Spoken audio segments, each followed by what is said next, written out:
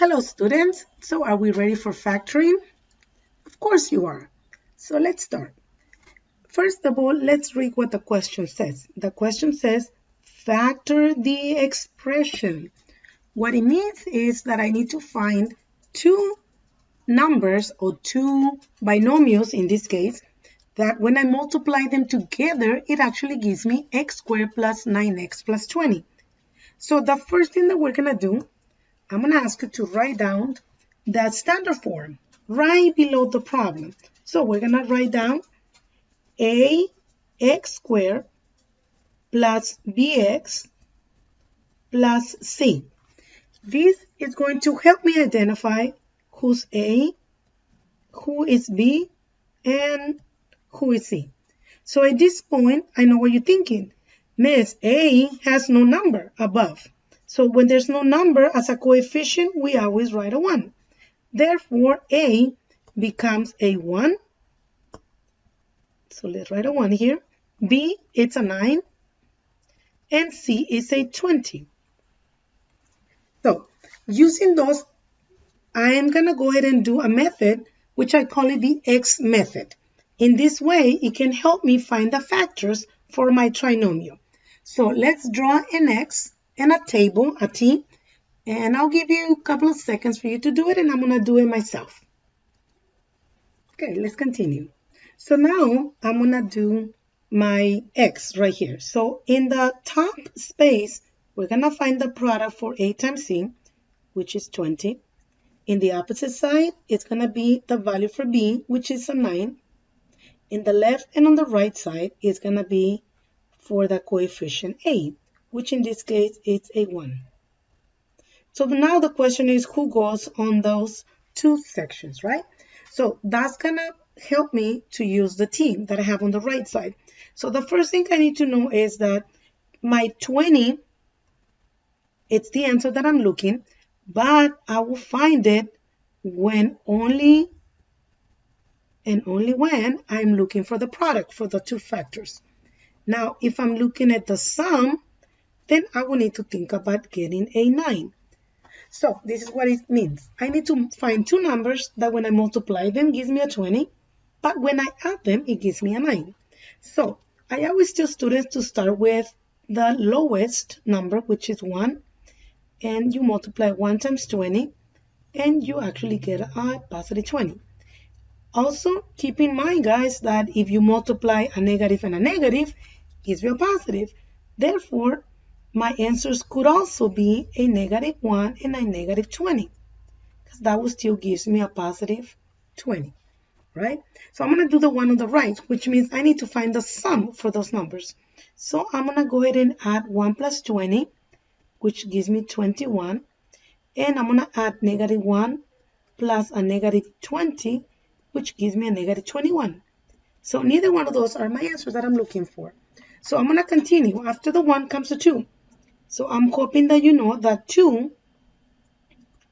times 10 gives you 20.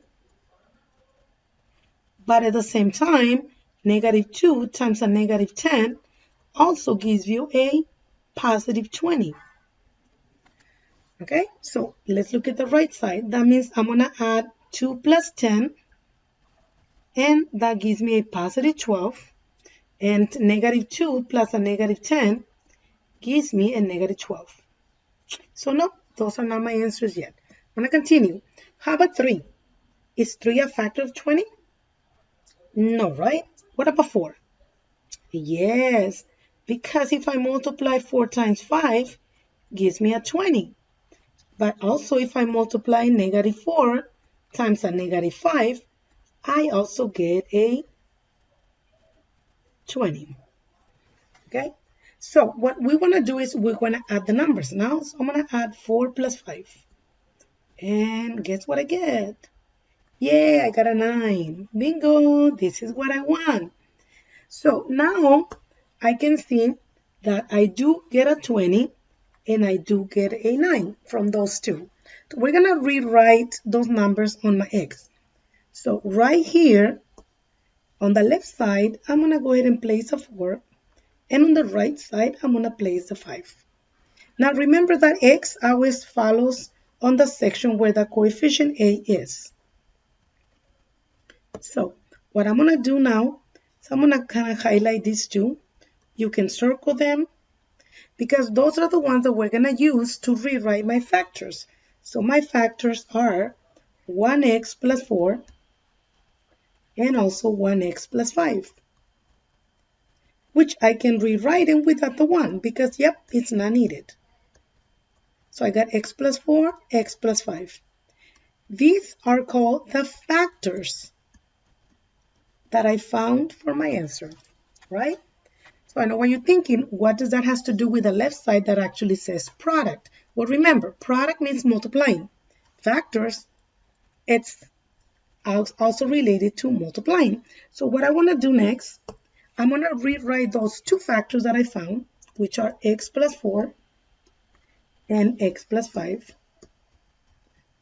And I'm going to multiply them. And the way that I'm going to do it is I'm going to use a box method. So let me give you a couple of seconds for you guys to draw a rectangle. And I'm going to do that myself. Okay, so let's continue. So what am I going to put on those boxes? This is the lesson that we did before we actually went into factoring. So let's see if you remember about this one. So the length is going to have my term x, and the 4 will be next to it. On the width, I'm going to put the second one, which is x and a 5. I'm going to multiply them. So x times x gives me x squared. 4 times x gives me 4x. 5x gives me my 5x, and 5 and 4 gives me a 20. So yeah, I'm multiplying them, right? I'm going to rewrite everything that is inside the boxes. So I'm going to write down x squared plus 4x plus 5x plus 20. So at this point, I want you guys to see and check for anything that we can combine, which is called combining like terms. So I'm hoping that you say, Miss, 4x can also actually be combined with 5x's, right? So if I can combine those, I notice that x squared cannot be combined with anything. Therefore, I'm going to bring it down. And 4 plus 5 gives me 9x, and the 20, I'm going to bring it down. So notice how this is exactly the same question that was given to me at the beginning. So I can use the box method to double check that my factors are actually correct.